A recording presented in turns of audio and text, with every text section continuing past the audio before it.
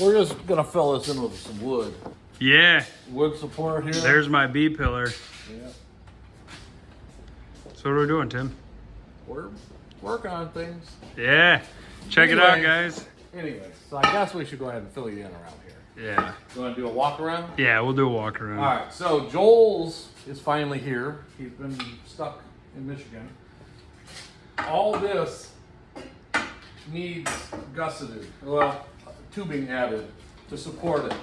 And then all along the floor, let's say just like right here, and then from this point to this point, we're gonna try to gusset all the way across this whole thing. There'll be supports going across here in multiple spots. We'll show you on Harley's.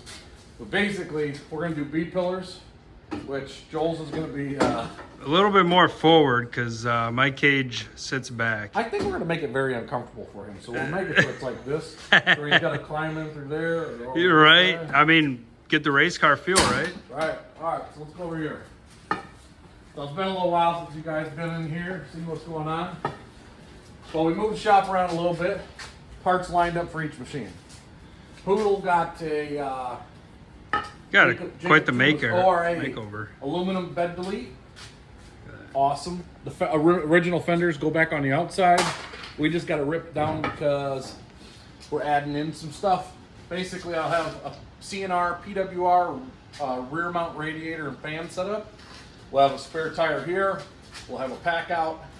These will be our dust filters to keep it from going into the motor and in the clutch. And then we're adding, you can see here, Got the B we got pillar. a B pillar notched. I had to cut the grab handles off. Got that going in there. None of this is welded. It's all sitting here. But basically, you'll see what we're doing here. We're tying this in, tying this in, tying this in.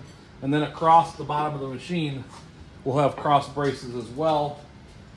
That's the main of what's going on with this. Right, reinforcing that chassis, make it stronger, be able to handle everything. We're trying to stay flat-footed through the Joker. That's the plan. We got, where are they at? Right here. Got a whole bunch of these. We're gonna call them fish plates.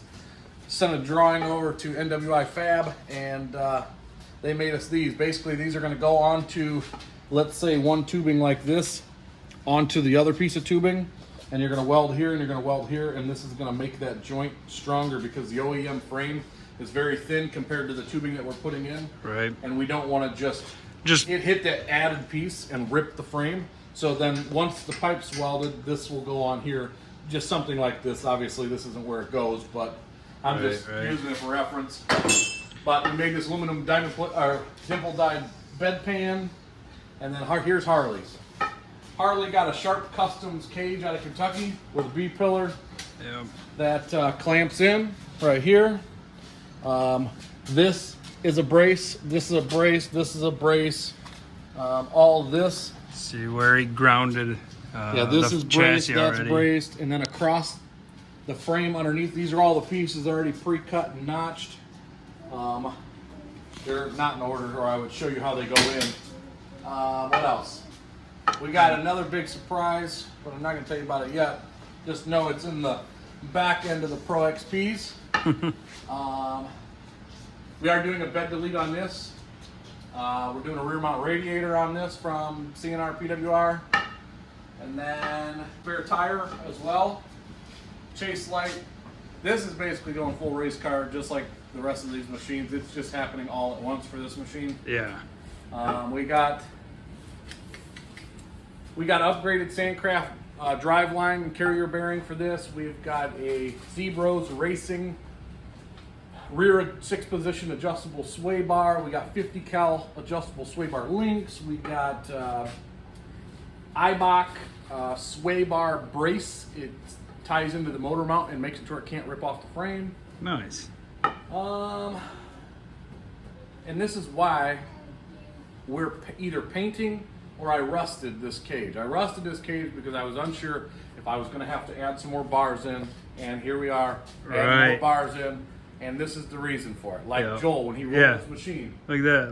That's rattle can, just in case. We rolled Joel's machine, bent the cage back, reinforced it, and rattle canned it again. Like, they're going to get tore up. Like, I don't So think why there's any spend the money sense. on powder coat right now? Exactly. I think suspension parts should be powder coated, but I don't necessarily think the cages should be, because it's gonna get tore up. Yeah. Oh yeah. So that's kind of where we're at. You're gonna see us playing around for the next 3 days, trying to get some things done on these machines. Hopefully, we can get Harley's welded in. He's got a little bit more frame cleaning to do, and then it's ready for me to weld in. Mine has this side cleaned and pipe set in. That side, they're all notched. They just need cleaned and set in. They can get welded. And the underneath pieces are cut, but they're not notched or cleaned. So that has to happen. We're making some brackets for the rear mount radiator because it's for like an OEM style cage. Yeah. And it ain't gonna work for us. Yeah, I got all these extra safety bar, fusion bars and everything. So basically we're building some brackets. Actually, NWI Fab is gonna laser cut us some brackets to support the radiator. You'll see a lot more coming from them guys. One of these machines have differentials in them right now. We just got them back yesterday, so now they can start going back together. I guess we should talk about this one last major piece. I'll go grab it real quick. After digging and digging, he found it. What do we got here? Now I got big hands. Wow. This thing is massive. Wow. I mean, that's like a 1x2 square solid worm gear. And it's multiple pieces, silicone together. TCP. I mean, it is nasty. You do have to drill a hole to add the fourth bolt to make it work. But them guys, in the big mud guys with like the 48-inch tires with 26-inch rims and portals, this is what they're using.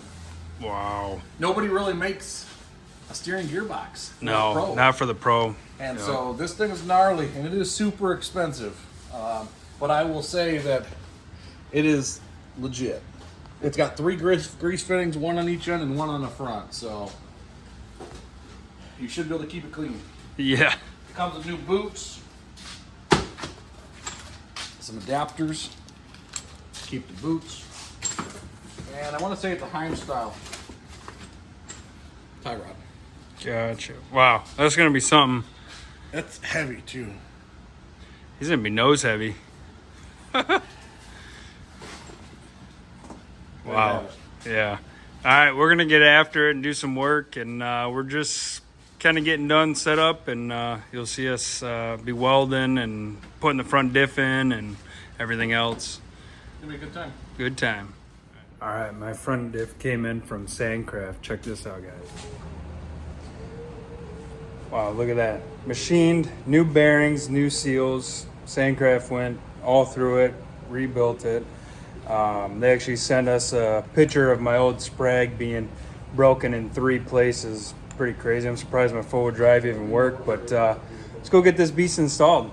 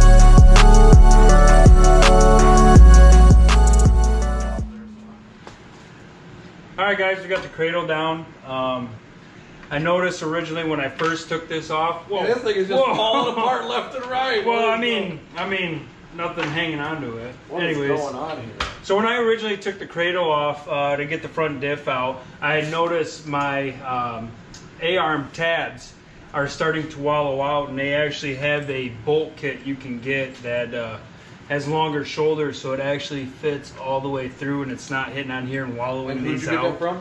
Or something? Misfit Garage. Misfit Garage, Utah. Yeah, they got a whole bolt kit for a Pro XP. It Yep. corrects the problem.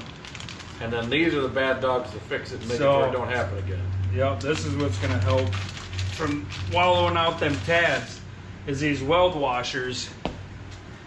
So we're gonna drill the holes out on the tabs, weld these in, won't ever have to worry. So make sure you guys are checking your suspension tabs and everything. Show them this one right here.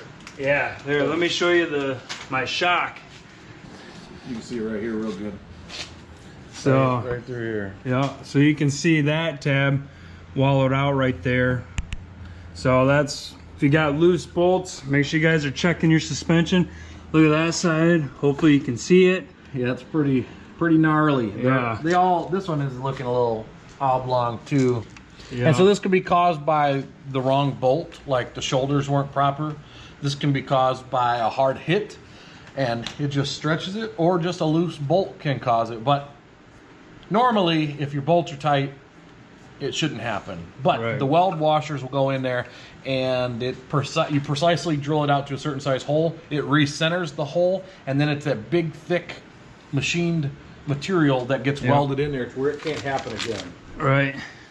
Yeah, so this is what you're gonna drill it for, this outer diameter, and then it's gonna slip right in, and then this is gonna be flush up against here, and you're gonna weld around it, and they're a game changer. Anybody racing really needs these. Now, I can't speak because I don't have them, but Joel needed them, so he got them. Yeah, so I got these at Hess. They got different size, depending on what suspension part.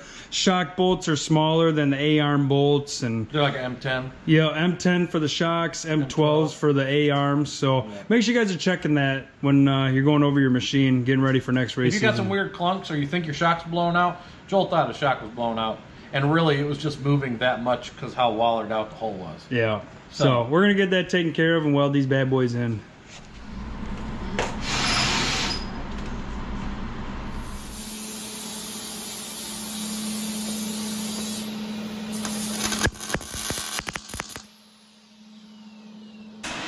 All right, guys, a little update. We are into the next day, but Tim just got done welding in my weld washers. Like we said, my mounting holes were starting to wallow out due to, you know, good hits, loose bolts, whatever. So we just got those welded in. Now I am able to put the diff back in. I'll get the cradle back in and be able to get this all back together. We will not be able to mount the shocks right now because we still got to drill the holes, but I'm still waiting on the weld washers for those. But at least today I'll be able to get the whole front end and be able to still roll it if we need to, and then we'll get going on the chassis. When he said roll it, he didn't mean on its tires, he meant on its lid. All right, we got Harley in today. He's been cutting and notching all the gussets in the chassis here, grinding away. He's the mad master scientist over here, getting all the cuts and everything. Joker proof in the Pro. Joker proof in the Pro. So No lift. no lift. Yeah, no lift. So he's been at it. He's got it all measured out, and then he'll do mine next. You teach him how to notch and he just goes crazy. Yeah. So I spent, I don't know, maybe 30 minutes with him showing him a few tricks on how to notch some pipe. I told him to ask questions and he just... Yeah, went ham on it. Yeah. So then he'll... How much better yours is going to be. Yeah. It's going to be easier and faster. Yeah, it's already figured out on one. Yeah. So mine should go pretty quick, but... Did you show him the underneath of your machine? Maybe you should show him under Harley's and then show him under yours. yeah, no, we don't need to do that. I think you should. Alright, so we're going to get under here. And it's not horrible. Got a little bend there. Got... what is that? Orbeez cross member there. That's nice. So, pretty nice. A little bent up, not horrible.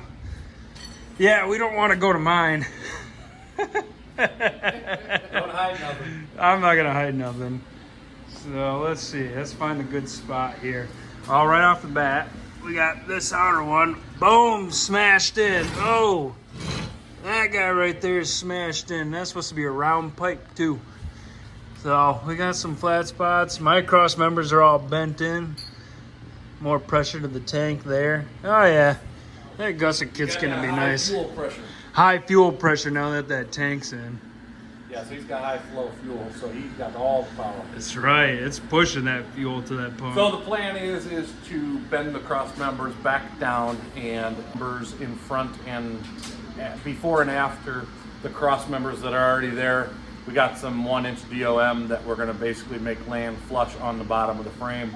Yeah, and that's going to help with the impact underneath in the middle because some other pieces are just so too the chintzy. XP is very narrow in the center, so it takes a lot to bend that up. But where the Pro has got a good 2-foot section where it's wide open, it's got these little chintzy cross members, and that's how they get all beat up. And drive shaft support, the carrier bearing support, and it gets bent up real easy. This is the second one on this machine. Yeah. And so basically we're going to reinforce that so until he gets the ORB cross member, and then basically we're going to tie the outside bottom of the frame that we showed you on Harley's to the next rail in the frame, and then it's going to be tied to the cage, and then obviously floor pans are all going to be tied together, so it's going to tighten the front end, the underneath of this machine up so much. It's going to be crazy. It's still, some of them have to be removable because to get your drive shaft in and out and whatnot, so we're still playing around with that. That's the same thing that's going on with Poodle, but the thing with Poodle is like really there isn't as much to have to do underneath. We're trying to tie the sides together. We're going to tie for the impact underneath the floor pans. The XP is kind of crappy, so there's no support underneath there, or no protection, should I say, besides the 1/2-inch skid plate that I'm running. So we're going to add some protection underneath there, and we're just trying to tie these things up and make them, last what we're putting them through, so that we don't destroy them. Because if you just keep doing this, it's going to destroy them. Oh yeah. You look at Harley's, that was one race. You look at Joel's, that's about 15. Yeah. Easy, at least. Yep. And they weren't easy ones. Nope, not at all. So we're just strengthening them up, tying them together, and I would like to say it so that we could be full throttle through the Jokers, but we know that ain't gonna. I'll try it. It ain't gonna. We'll find out. We'll let you know, but I don't think it's gonna hold up to that. Right. The Jokers are gnarly. Yeah. All right, we're gonna get back to it, and we'll give you an update later. Yeah.